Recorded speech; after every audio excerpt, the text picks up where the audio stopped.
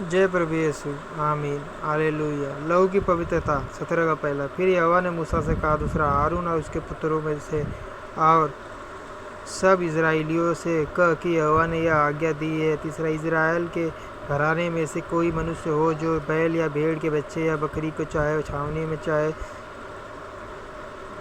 छावनी से बाहर घात करके चौथा मिलाप वाले तंबू के द्वार पर यहोवा के निवास के सामने यहोवा को चढ़ाने के निमित्त न ले आ जाए, तो उस मनुष्य को लहू बनाने का दोष लगेगा, और वह मनुष्य जो लहू बहाने वाला ठहरेगा वह अपने लोगों के बीच से नष्ट किया जाए।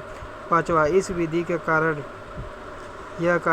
का यह कारण है कि इजरायली अपने बलिदान जिनको वे खुले मैदान में वध करते हैं, वे उन्हें मिलाप वाले तंबू के द्वार पर याजक के पास यहोवा के लिए ले जाकर उसी के लिए मेल बलि करके बलिदान किया करे। छठा, और याजक लहू को मिलाप वाले तंबू के द्वार पर यहोवा की वेदी के ऊपर छिड़के और चर्बी को उसकी सुखदायक सुगंध के लिए जलाए।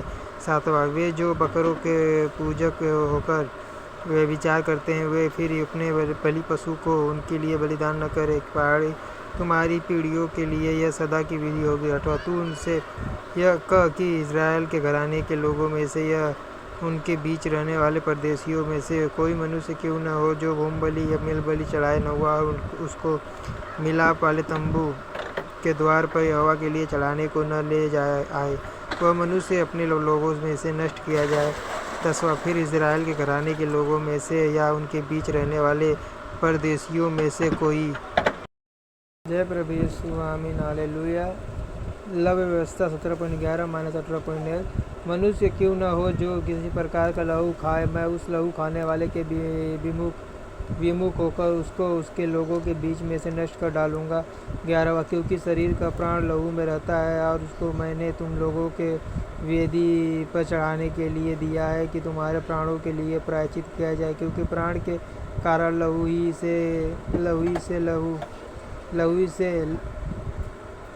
प्रायश्चित होता है। 12वां, इस कारण मैं इजराइलियों से कहता हूँ कि तुम में से कोई प्राणी लहू न खाए, और जो परदेशी तुम्हारे बीच में रहता हो वह भी लहू भी कभी न खाए। 13वां, इजराइलियों में से या उसके बीच रहने वाले परदेशियों में से कोई मनुष्य क्यों न हो जो अहेर करके खाने के योग्य पशु या पक्षी को पकड़े, वह उसके लहू को उडेल कर धूली से ढाँप दे। 14वां, क्योंकि शरीर का प्राण जो है वह उसका लहू ही है जो उसके प्राण के साथ एक है। इसीलिए मैं इजराइलियों से कहता हूँ कि किसी प्रकार के प्राणी के लहू को तुम न खाना, क्योंकि सब प्राणियों का प्राण उनका लहू ही है, और जो कोई उसको खाए वह नष्ट किया जाएगा। 15वां, चाहे वह परदेशी हो या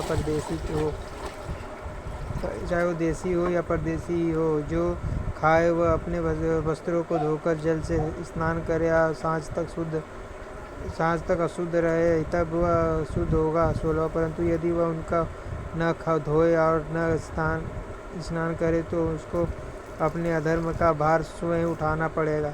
जय प्रभु यीशु। आमीन। Hallelujah. Hallelujah. Hallelujah. Hallelujah. Hallelujah.